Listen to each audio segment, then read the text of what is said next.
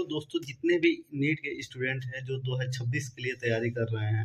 और एक स्टूडेंट का कमेंट आया था कि भाई मैंने तुमको सब्सक्राइब इसलिए किया था ताकि आप नीट के बारे में अपडेट देते रहोगे। तो भाई मैं ये कहना चाहूँगा कि जब नीट है, नीट खत्म हो गया है, रिजल्ट भी आ गया, अब काउंसलिंग भी हो रहा है, तो एक ही चीज़ को बार बार बोलूँ मुझे अच्छा नहीं लगता था, लेकिन मुझे ये भी अब समझ में आना चाहिए कि अगर आप मुझे नीट के लिए सब्सक्राइब किए थे तो आपके लिए कुछ ऐसा मटेरियल बनाऊं ताकि आप लोगों के लिए लाइफ में बहुत अच्छा हो। आप प्रिपरेशन अच्छे से कर पाएँ और अच्छे से तैयारी कर पाएँ और अगली बार जब एग्ज़ाम देने जाएँ तो पूरा मन के साथ और पूरे तन के साथ आप लोग एग्ज़ाम दें और आएँ। तो मैं आपके लिए कुछ चीज़ें बनाया हूँ जो अपने लैपटॉप में रखा हूँ और आपको मैं बताऊँगा कि कैसे-कैसे आप लोग को पढ़ाई करना है। मैं एक ग्राफ भी आपको साइड में दे दूँगा, उस वीकली ग्राफ को आप फ़ॉलो करेंगे और पर वीक उस ग्राफ को फ़ॉलो करेंगे तो आप डेफ़िनेटली आपका ग्राफ एकदम ऊपर ही जाएगा और एकदम मस्त आप रहेंगे। तो चलिए हम चलते हैं और बात करते हैं कि जो 2026 के बारे में, जो हम नीट को पूरा एक चार्ट बनाए हैं और चार्ट बनाने के बाद से हम बताए हैं कि कैसे-कैसे पढ़ाई करना है, इस सारी चीज़ों को हम उसमें एक्सप्लेन करेंगे। तो चलिए हम अपने डिस्प्ले की तरफ देखेंगे। अब मेरा कैमरा इधर होगा और जो स्टैंड है भाई वो मेरा हाथ ही है, कोई स्टैंड नहीं है और कोई कैमरामैन नहीं है, सब मैं ही हूँ। तो मैं आपको बताना चाहूँगा कि जब 2026 की आप तैयारी करेंगे तो पाठ्यक्रम का जो जो एनसीईआरटी पाठ्यक्रम है, जो 11-12 है, जो फिजिक्स है, केमिस्ट्री है और बायोलॉजी है, इसको कैसे आपको पढ़ाई करना है। तो मैं लास्ट में ग्राफ दूंगा, फिलहाल मैं आपको बता रहा हूँ कि फिजिक्स, केमिस्ट्री, बायोलॉजी और इसमें मैं हिंदी में लिखा हूँ वनस्पति विज्ञान और प्रणाली, इसके आधार पर बात करूंगा। परीक्षा पैटर्न है जो 200 प्रश्न और अब 180 हो गए हैं। 720 नंबर के होते हैं, सभी को पता है भाई, जो जो एग्जाम देते हैं और जो जो तैयारी करते हैं। तो इसको हम स्किप करके थोड़ा सा आगे बढ़ने की कोशिश करते हैं। तो अभी हम किस तरह का योजना बनाएंगे, समय के विषयों के बारे में बात करेंगे। जो जीव विज्ञान है, जीव क्या, कोई भाई ना, जो बायोलॉजी है आपका, उसका 50% वेटेज देना है उसको। अगर आप फिजिक्स पे, सॉरी बायोलॉजी पे अगर आप 50% एफर्ट देते हैं तो भाई आपका ज़्यादा ही उसमें अच्छा होगा। 360 नंबर का है भाई, तो समझो कि 360 नंबर भाई 720 बहुत अच्छा है। तो इसको आपको ज़्यादा ध्यान देना पड़ेगा। जो बायोलॉजी है उसको कैसे पढ़ेंगे भाई, इस पे भी हम आपको बताएंगे। जो फिजिक्स है और केमिस्ट्री है उसको प्रत्येक दिन 25% आपको पढ़ना ही है। जैसे एक टाइम सेट कीजिए कि पूरा एक दिन में अगर 24 घंटा है तो मुझे 8 घंटे मान लो पढ़ना है। तो 8 घंटे पढ़ना है तो 50% आपको बायो पे ध्यान देना है कि 50% आप बायो पर टाइम देंगे और उसके बाद से 25% आप भौतिक क्या बोलते हैं भाई, फिजिक्स पे ध्यान देंगे और रासायनिक विज्ञान यानी केमिस्ट्री पे ध्यान देंगे। 25-25% उस पे आप डिवाइड करेंगे। अब बात करते हैं कि पर डे आपको कितना देर तक पढ़ना है। पर डे आपको 6 से 8 घंटे पढ़ाई करना है और जिसके अध्ययन से आप बहुत अच्छा संतुलित हो पाएंगे। पर डे पढ़ना है भाई, अगर एक भी दिन छोड़ते हैं तो आपका नुकसान होगा, आप पूरा थोड़ा डिप्रेशन में जा सकते हैं। तो ऐसा सोचने की ज़रूरत नहीं है। पर डे आप 6 से 8 घंटा पर डे ज़रूर पढ़िए। इससे कम पढ़ेंगे तो शायद आगे के टाइम में आप टेंशन में आने लगे कि भाई मैं इतना छोड़ दिया हूँ। पढ़ोगे तो कोई टेंशन नहीं रहेगा, नहीं पढ़ोगे तभी भाई इतना टेंशन हो सकता है। और बात करते हैं, हर 5 से 8 मिनट छोटा सा ब्रेक लेंगे। मतलब हर घंटे के बाद 5 से 10 मिनट छोटा सा ब्रेक लेंगे ताकि आपका दिमाग एकत्रित हो और कुछ सोच पाए और थोड़ा ठंडा दिमाग में है। आप चाहे तो हर 1 घंटे बाद हाफ टी पी सकते हैं, चाहे तो वो भी मत पीजिए, मतलब ज़्यादा पीना सही नहीं है। लेकिन हर 1 घंटे बाद 10 मिनट का रेस्ट जरूर लीजिए, बहुत ज़्यादा ज़रूरी है आपका माइंड फ्रेश रहने के लिए। और चलते हैं एनसीईआरटी के ऊपर हम बात कर लेते हैं। जो जो बायोलॉजी है और केमिस्ट्री है, एनसीईआरटी किताब सबसे महत्वपूर्ण है भाई। और जो बायोलॉजी आप पढ़ रहे हैं, जो जीव विज्ञान हिंदी बोलते हैं, रसायन विज्ञान बोलते हैं केमिस्ट्री को, अगर आप एनसीईआरटी पढ़ रहे हैं तो बहुत ही ज़्यादा ज़रूरी है हर पंक्ति, हर सारांश को, सारांश या समरी होता है भाई, मैं थोड़ा हिंदी में ज़्यादा घुस गया हूँ, तो हर समरी को ठीक से देखना, पढ़ना। चित्र को, जो जो उसमें चित्र है उसको अच्छे से देखना, पढ़ाई करना बहुत ही ज़्यादा ज़रूरी है जो नीट के स्टूडेंट्स हैं उनके लिए।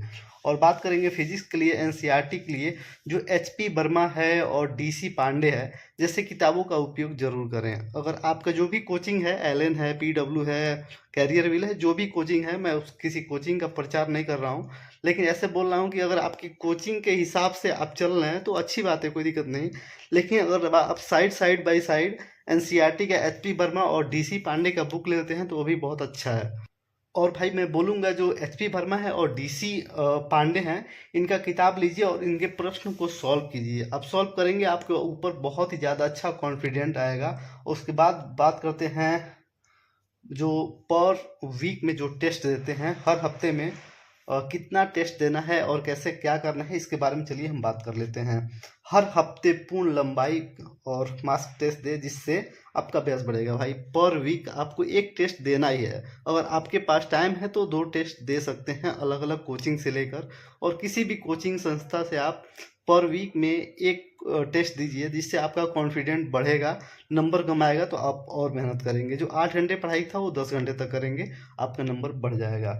इसके बाद हम बात करते हैं जो गलती है, जो जैसे आप पेपर दे के आए, उस पेपर में जो क्वेश्चन नहीं हो पाया है, जो गलत हुआ है उस पर आप फोकस करें, क्योंकि आपको मालूम है कि पेपर बहुत ही डेंजर आ रहा है। क्योंकि इस बार आप देखें कि फिजिक्स का 17 क्वेश्चन कितना खतरनाक आया था, जो बहुत ही ज़्यादा चौंकाने वाला था। अगर चैट जीपीटी से वो चीज़ कराया जा रहा था तो कम से कम 10 मिनट लग जा रहा था, और आपके पास 1 से 2 ही मिनट टाइम था। टीचर कर रहे थे उनको आधे घंटा लग जा रहा था। तो देख चलिए, अगर कोशिश आप करें कि 600 प्लस नंबर आए, कोशिश कोशिश करें कोचिंग में 600 जो आप पर वीक का टेस्ट दे रहे हैं उसके इतना तैयारी अच्छा करें कि 600 प्लस नंबर आए, और 150 से 160 सही उत्तरों का लक्ष्य रखें आप। 100 सोचे कि 150 क्वेश्चन हमारा सही जाए या 160 क्वेश्चन सही जाए, कोशिश करें। जैसे इतना ज़्यादा टेंशन लेने की ज़रूरत नहीं है। आप मान लीजिए आप 130 क्वेश्चन कर पा रहे हैं, 600 क्वेश्चन सही कर पा रहे हैं, कोई बात नहीं भाई, आप उतना कीजिए। लेकिन मतलब थोड़ा सा पढ़ाई करके, थोड़ा सा दिन में 24 घंटे में एक बार अपने आप को एक्सरसाइज में भी थोड़ा डालिए, थोड़ा सा मेडिटेशन कीजिए, ताकि आपका माइंड पूरा फ्रेश रहे और 150 क्वेश्चन तक आप अच्छे से कर पाए, उस समय आप टेंशन में ना आए। तो चलिए हम बात कर लेते हैं आगे, किस चीज़ों को आप मजबूत करेंगे ताकि आपको पेपर के टाइम बहुत ही अच्छा होगा। अगर आप जाते हैं पेपर देने तो चलिए बात करते हैं किसको मजबूत करें। जो फिजिक्स है, फिजिक्स, मैकेनिक्स, मैकेनिक्स हो गया, इलेक्ट्रोडायनेमिक्स हो गया, और भौतिक, वही फिजिक्स भाई, फिजिक्स फिजिक्स केमिस्ट्री के अवधारणों को समझे और न कि रटने पर। देखिए जो फिजिक्स है, जो मैकेनिक्स है, थर्मोडायनेमिक्स है, इसको समझने की कोशिश करें, रटने की कोशिश ज़्यादा मत करें। थोड़ा रटना पड़ेगा भाई, वो समझो कि जो नीट है भाई वो पूरा रटने के बाद ही उतना नंबर आता है। लेकिन फिर भी आप कुछ चीज़ों को आपको समझना पड़ेगा, जैसे मैकेनिक्स हो गया, थर्मोडायनेमिक्स हो गया, इसको आपको समझना पड़ेगा, उसके बाद ही आप अच्छे से कर सकते हैं। और बात कर लेते हैं जो जीव विज्ञान, उसको बोलते हैं बायोलॉजी। बायोलॉजी के लिए जो चित्र है, फ्लो चार्ट है, और मेमोनिक्स है, ये सारी चीज़ों को आपको याद करना पड़ेगा। और जो मानव शरीर का संरचना है, जो ह्यूमन बॉडी का संरचना है, उसको देखना पड़ेगा, और शरीर के बारे में सारी चीज़ों को ठीक से ध्यान देना पड़ेगा कि कौन कौन सारी चीज़ें किस चीज़ से काम करती हैं। ये सारी चीज़ आपको ध्यान ध्यान देना पड़ेगा। और अगला हम बात करते हैं समय प्रबंधन और सटीकता। जो समय है, आपका टाइमिंग है, वो कैसा होना चाहिए ताकि आपको आगे कोई दिक्कत ना हो। तो प्रत्येक प्रश्न में 1 मिनट हल करने का अभ्यास करें, और ताकि गति बढ़े। सही बात है भाई, प्रत्येक क्वेश्चन में 1 मिनट से ज़्यादा ना लें, और 1 मिनट के अंदर ही प्रत्येक क्वेश्चन को कंप्लीट करने की कोशिश करें, जिससे आपका कॉन्फिडेंस बढ़ेगा। और भाई जो निगेटिव क्वेश्चन है भाई उनसे बचें। मतलब तुक्का मारने की कोशिश मत करें। अगर डाउट है तो उस चीज़ को छोड़ें और फिर घर पे आएँ और फिर उसको प्रैक्टिस करें, क्योंकि आप जब वीकली टेस्ट देते हैं तो उस सारी चीज़ों को घर पे जाके फिर दोबारा ट्राई कर सकते हैं। तो जो निगेटिव क्वेश्चंस हैं भाई, बहुत ध्यान से देखें कि भाई ये हमसे गलत हो पा रहा है कि सही हो रहा है, उसको ध्यान से करें। और पिछले वर्ष 2018 से 2025 के बीच का जो आप पेपर उठा के देखेंगे, उसमें हल का पैटर्न आपको समझ में आएगा कि हर साल का जो पैटर्न है कैसे चेंज होते जा रहा है। जब भी 2025 में जो आप देखे थे, उससे पहले 24 में इतना सारा बवाल हुआ था, उसके बाद से एनटीए वाले कितना बढ़ा चढ़ा के क्वेश्चन दे दिए थे जिससे बच्चों को परेशानी हो, और 720 में 720 कोई न ला पाए। तो चलिए हम आगे बात कर लेते हैं, नियमित अनुसरण कैसे करें। सूत्रों और चित्रों को महत्वपूर्ण दें। भाई जो चित्र है उसमें उस पर महत्वपूर्ण दें, और उस पर समझें कि जो भी आप डायग्राम बनाए हैं उसको समझें और उसके हिसाब से आपको याद करना है, रटना है जो बायोलॉजी की सारी चीज़ें हैं। और उच्च वोल्टेज वाले जो सब्जेक्ट हैं, कम वोल्टेज वाले जो सब्जेक्ट हैं, हर 2 महीने में पुनरावृत्ति करें। इसका मतलब ये है भाई कि जो जो आपको जो भी सब्जेक्ट है, जो भी टॉपिक है, आपको ज़्यादा टफ लगता है तो उसको 1 वीक में या 1 महीने में उसको एक बार रिपीट करने की कोशिश जरूर करें, ताकि ये चीज़ें भूले नहीं और अच्छे से याद रहे। आप एग्ज़ाम दे रहे हैं, एग्ज़ाम वाली चीज़ अलग चीज़ है, लेकिन बाकी का जो चीज़ है, जो आपको ज़्यादा टफ लगता है, उसको भाई थोड़ा थोड़ा दिन पे एक बार प्रैक्टिस करना ही पड़ेगा। तो चलिए चलते हैं आगे की बात करते हैं। स्वास्थ्य का ध्यान दें भाई, स्वास्थ्य सबसे बड़ी जरूरी है। अगर आपका स्वास्थ्य अच्छा है तभी तभी भाई आप अच्छे से एग्जाम दे पाएंगे, आप मेंटली प्रिपेयर्ड हैं तभी आप कुछ अच्छा कर पाएंगे। सबसे पहले आप किसी हॉस्टल में हैं तो खाना अच्छा खाना स्टार्ट कर दीजिए, अच्छा हॉस्टल ढूंढ लीजिए, एक या अधिक लगे चलेगा भाई, लेकिन आपका स्वास्थ्य अच्छा होना चाहिए। 6 से 7 घंटे जरूर सोएं भाई। आपको पूरा दिन पढ़ाई करना है तो 6 से 7 घंटे सोना जरूरी है, और हल्का व्यायाम करें और ताकि ऊर्जा बनी रहे। आप व्यायाम करें हल्का फुल्का, अपने बेड पर ही साइड में व्यायाम कर लें, और 6 से 7 घंटा पूरा नींद लें, अच्छा नींद लें। और तनाव कम करने के लिए आपको योगा भी थोड़ा करना पड़े। पूरा 24 घंटे में भाई आधे घंटे अपने के लिए निकालिए। और एक ग्राफ हम आपको शो करके दिखला देंगे। इस ग्राफ में है कि नीट 2026 साप्ताहिक, एक सप्ताह के जो सारणी है वो आप कैसे बनाएं। एक साइड में घंटा रहेगा, 0 2 4 6 8 12 ऐसे करके, ऐसे रहेगा, पूरे घंटे रहेगा। और नीचे साइड साइड में क्या बोलते हैं, फिजिक्स रहेगा, केमिस्ट्री रहेगा, बायोलॉजी रहेगा और मास टेस्ट रहेगा। और उसको रिपीट करने के लिए ये सारी चीज़ें हम आपको दिखला देंगे। चार्ट की व्याख्या हम बताते हैं। जीव विज्ञान में 20 घंटे और 50 वोल्टेज के कारण अधिक समय दे। सही बात है भाई। जो बायोलॉजी है उसमें 20 घंटे में 50% वेटेज उसको जरूर दें, क्योंकि जिस जो 20 घंटे आप निकाल रहे हैं ना, 20 घंटे 24 घंटे होता है, लेकिन 20 घंटे में ओवरऑल उसका 50% इस पे ध्यान दें। और फिजिक्स हो गया, उसको 12 घंटे का एक वेटेज दें। और मास्क मॉक टेस्ट है, उसमें 6 घंटे एक वीक में निकालें।